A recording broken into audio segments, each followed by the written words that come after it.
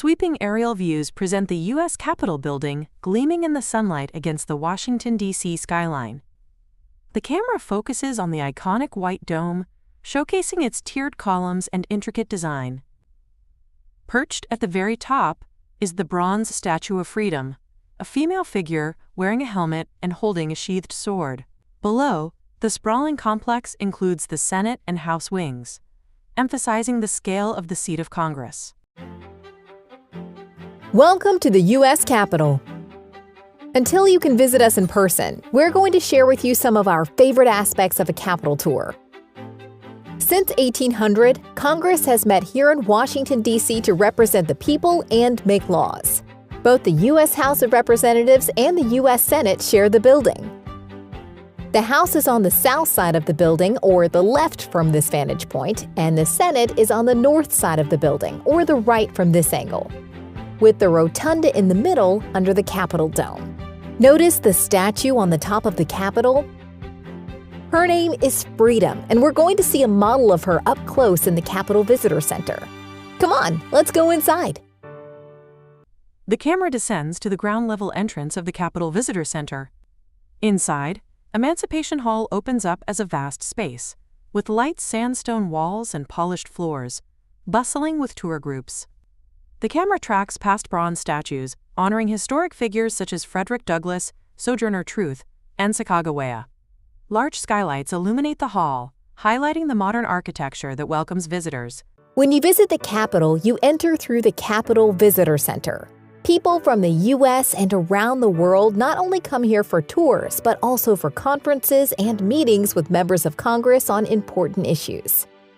This room is named Emancipation Hall to honor the enslaved people who worked to build the Capitol beginning in 1793. Statues of Frederick Douglass, Sojourner Truth, and Sacagawea reflect the diversity of the individuals who helped shape our country's history.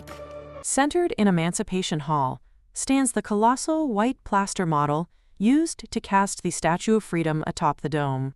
At 19.5 feet tall, the figure commands attention, dressed in classical flowing robes. She wears a helmet adorned with an eagle crest and clutches a shield and laurel wreath in her left hand, while her right hand rests on a sheathed sword. The camera pans up the towering white figure, revealing the intricate details of her classical drapery. Remember this statue from the top of the dome? This is the original plaster model that was used to create the bronze Statue of Freedom. It was designed by an American artist named Thomas Crawford, who had this model shipped to Washington, D.C. all the way from Italy. The entire statue is 19.5 feet tall. Freedom is dressed in a classic Greco-Roman style to match the architecture of the building. She also wears a helmet topped with an eagle-plumed crest and carries a sword, shield, and laurel wreath. The scene transitions to the crypt, a circular room with a lower ceiling supported by 40 sturdy sandstone columns. These Doric columns bear the weight of the rotunda floor above through a series of groined sandstone arches. The architecture reflects the building's early construction, lacking modern machinery marks. The camera glides through the rows of columns, emphasizing the foundational strength of the space. The first place we're going inside the historic Capitol building is the crypt. The crypt is not the fanciest room in the Capitol, but it has an important job. The arches and the 40 large columns not only hold up the ceiling, but also the 8.9 million pound dome you saw from the outside. The weight of the dome and the rotunda, which we'll visit shortly, sits on the walls, and the arches carry that weight to the columns so that everything is supported. There's a lot of engineering in there. And remember, in the 1800s, they did all of this without power tools or modern construction equipment. You can still see the tool marks on one of the columns. Imagine all of the work it took just to make one of these with hand tools. A display case highlights a detailed white model of the Capitol building within the context of Pierre L'Enfant's original city design. The camera then tilts down to focus on the center of the crypt's floor, where a white stone star is set into the gray paving. This star signifies the exact point where the four quadrants of Washington, D.C., northeast, northwest, southeast, and southwest, converge. When Pierre L'Enfant designed the city of Washington, he put the Capitol building in the center of his design. The star in the crypt marks the place where the four quadrants of the city come together. We have a lot of statues in the Capitol. Among the statues in the crypt, the camera isolates a white marble figure of Roger Sherman from Connecticut. He is depicted in 18th-century colonial clothing, complete with a long coat and breeches. His right hand extends forward in a speaking gesture, while his left hand holds a scroll, symbolizing his role in the Great Compromise. The statue stands as a sentinel, representing the early history of the nation. The crypt in particular has one statue from each of the 13 original colonies. This is a statue of Roger Sherman from Connecticut. Along with Oliver Ellsworth, Roger Sherman is the author of the Great Compromise, which is the part of the Constitution that laid out the ways in which Congress represents the people. Now let's go upstairs to see the Rotunda, the room directly under the dome. The Rotunda is the ceremonial center of the Capitol. Over the years, we've used this room to... The camera rises to the Rotunda, the massive ceremonial heart of the Capitol beneath the dome. Large historic oil paintings decorate the curved sandstone walls. As the narrator speaks of the Civil War, the view dissolves into archival illustrations and photographs, showing the Rotunda crowded with rows of hospital beds and wounded soldiers.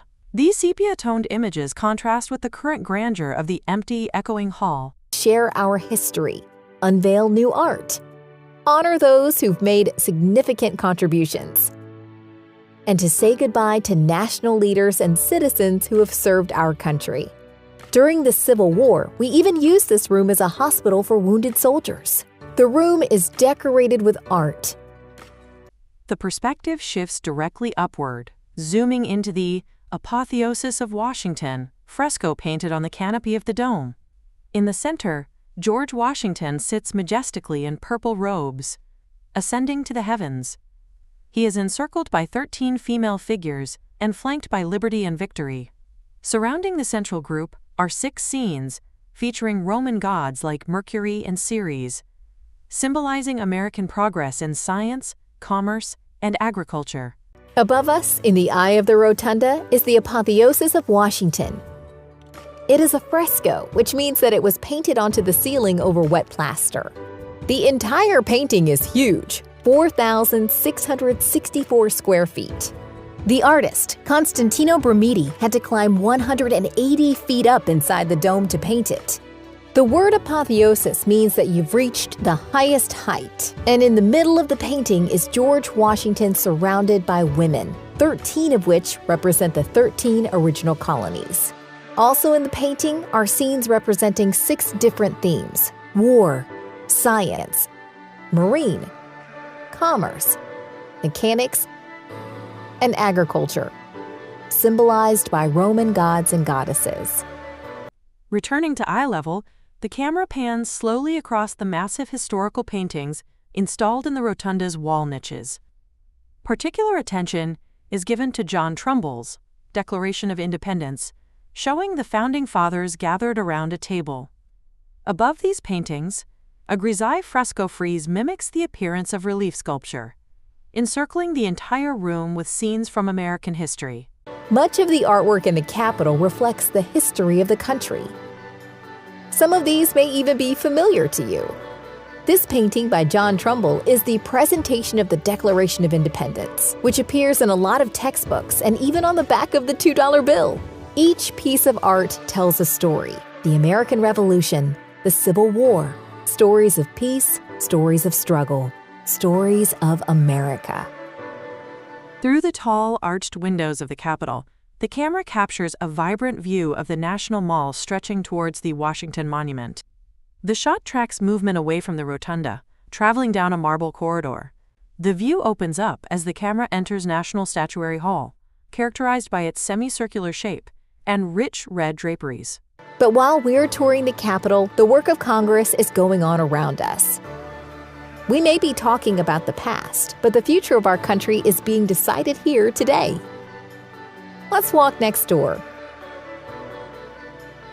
The camera explores National Statuary Hall, revealing its grand architecture with variegated marble columns and red velvet curtains hanging between them. Sunlight filters into the semicircular chamber, illuminating the black and white checkered floor. The camera focuses on brass plaques embedded in the floor tiles, which identify the specific spots where desks once stood for representatives who later became presidents, such as Abraham Lincoln.